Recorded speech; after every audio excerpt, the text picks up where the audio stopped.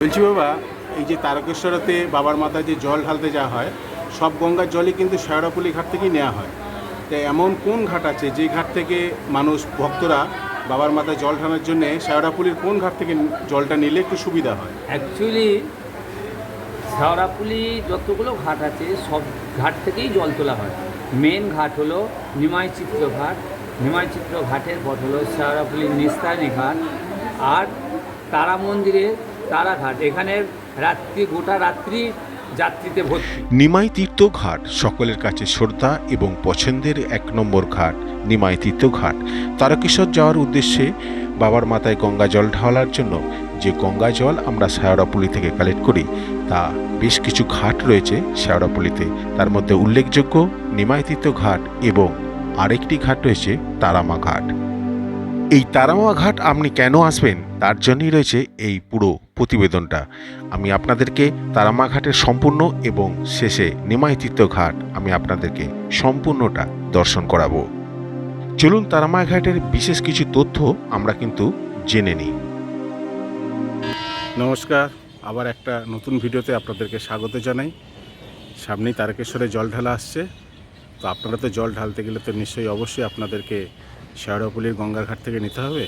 এখন তারামা ঘাটের সামনেই রয়েছি। আমি তারামা মন্দিরের ভেতরে যাব এবং মন্দিরের কর্তৃপক্ষের সঙ্গে কথা বলবো, এখানে কি ফেসিলিটি আছে সমস্তটা দেখাবো। এখন এখানে প্যান্ডেল তৈরি হয়নি, প্যান্ডেল তৈরি হচ্ছে, সমস্ত কিছু বাঁশ টাঁশ লেগে গেছে। আর এই তারামা ঘাট আপনি কেন আসবেন তার জন্য অবশ্যই ভিডিওটা একটুখানি দেখুন। বলছি, এখানে কাপড় ছাড়ার মানে মা মেয়েদের যে একটু স্নান করে কাপড় ছাড়বে, তার ঘর কি পেছনে রয়েছে বললেন? হ্যাঁ, ঘর পেছুতে আছে।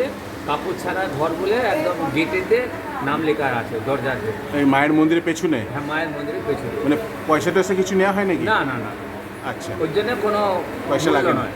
আচ্ছা, ঠিক আছে। তারাঘাট এখানে গোটা রাত্রি যাত্রীতে ভর্তি, যেহেতু এখানে একটা শোবার বসার জায়গা আছে। আচ্ছা, এই এই তারা মায়ের মন্দির? তারা মায়ের মন্দিরে এই সুযোগ সুবিধাটার জন্য এখানে গোটা রাত লোক। আচ্ছা, এই যে প্যান্ডেল হয়েছে, সব আচ্ছা। বাঁক রাখার সব জায়গা হয়েছে, সব এখানেতে যাত্রীরা এসে নিশ্চিন্তে একদম থাকা, এরা খায় দায়, নিজেরাই এনে খায় দায় করে সব কিছু আচ্ছা। করে। মানে এখান থেকে এই মা তারা মায়ের ঘাট থেকে জল নিলেও অনেক সুবিধা রয়েছে। নিস্তারিণী ঘাট আছে একদম আর নিমাই তীর্থ ঘাট আছে, এই তিনটে ঘাট। নিস্তারণী ঘাটের থেকে মেন ঘাটটা হলো নিমাই তীর্থ ঘাট। নিমাইচিত্র ঘাট। নিমাইচিত্র ঘাটের পর নিস্তারণীর থেকে সব থেকে হলো তারা মন্দির। তারা মায়ের নিস্তারণী মন্দিরের ঘাটে কোনো আপনার বাঁক রাখার জায়গা নেই। আচ্ছা আচ্ছা, এই তারা মায়ের ঘাটটা শেওড়াফুলি রেলওয়ে স্টেশন থেকে হ্যাঁ। সুজা সবজি মার্কেটের ভেতর দিয়ে এলেই একদম কাছে। আপনার শেওড়াফুলি স্টেশনে নেবে, ওভারব্রিজ দিয়ে চলে এলে একবার সোজা একদম এখানে জাস্ট 3 মিনিট। 3 মিনিটের রাস্তা। হ্যাঁ, 3 মিনিটের রাস্তা। মানে তারা মায়ের ঘাট বললেই হবে? হ্যাঁ, তারামায়ের ঘাট কিংবা নহবত ঘাট। নহবত ঘাট। হ্যাঁ, এটা বামদেব তারামায়ের ছেলে। আগে এর পুজো হবে, তারপরে তারামায়ের পুজো হবে। এর সেবা হলে তবে তারামায়ের সেবা হবে, নচেত সেবা হবে না।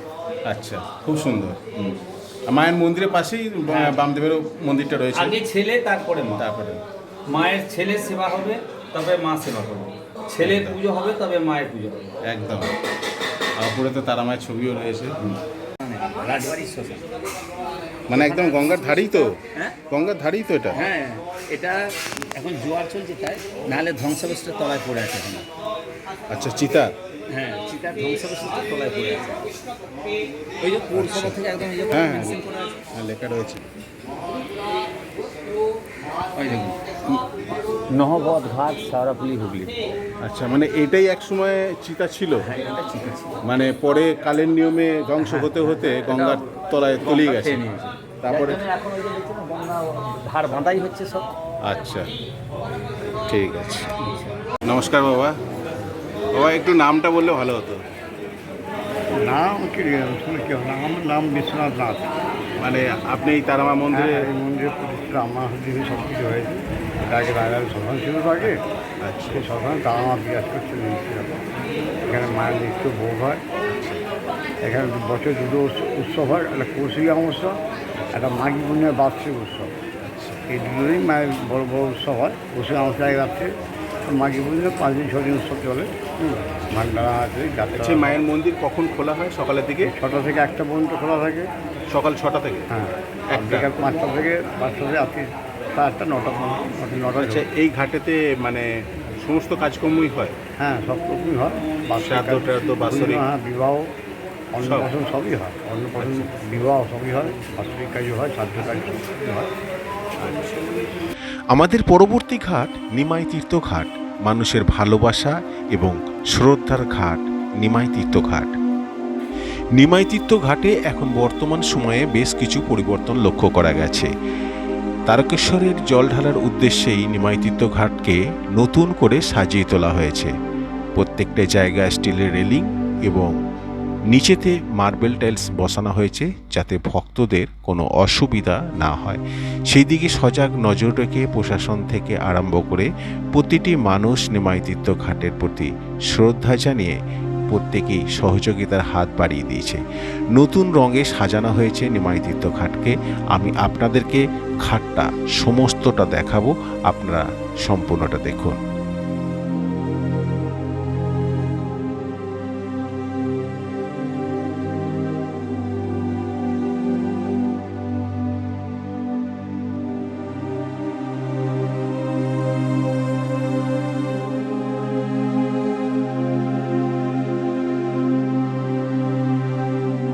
নিমাই তীর্থ ঘাটের মাথায় অর্থাৎ গঙ্গাবক্ষের উপরই একটি সুসুন্দর বাথরুম তৈরি করা হয়েছে 2026 সালে।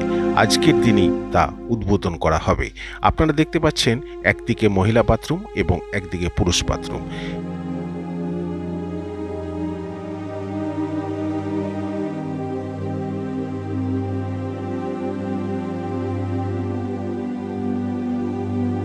নিমাই তীর্থ ঘাটে একদম মাথাতেই রয়েছে একটি ভোলা মহেশ্বরের শিবলিঙ্গ।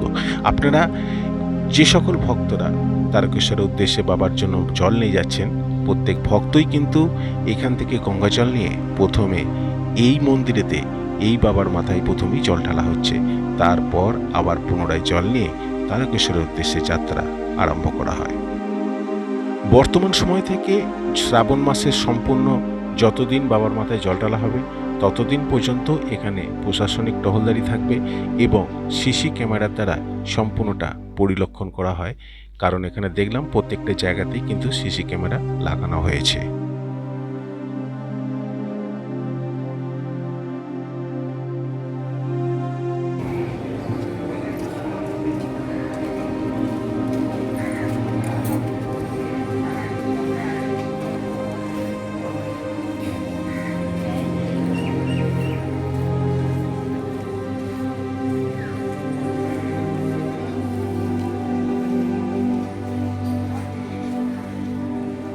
বন্ধুরা, আপনাদের কাছে কোন ঘাটটা সবচেয়ে বেশি পছন্দের মনে হলো সেটা অবশ্য আপনারা কমেন্ট করে জানাবেন। যদি আপনারা আমার পরামর্শ জানতে চান তাহলে আমি বলবো শ্রাবণ মাসের জন্য নিমাই তীর্থ ঘাট অবশ্যই ঠিক আছে, কিন্তু সারা বছরের জন্য যদি কখনো শেওড়াফুলিতে আপনারা গঙ্গা স্নান করতে আসেন তাহলে অবশ্যই তারামা ঘাট 1 নম্বরে থাকবে।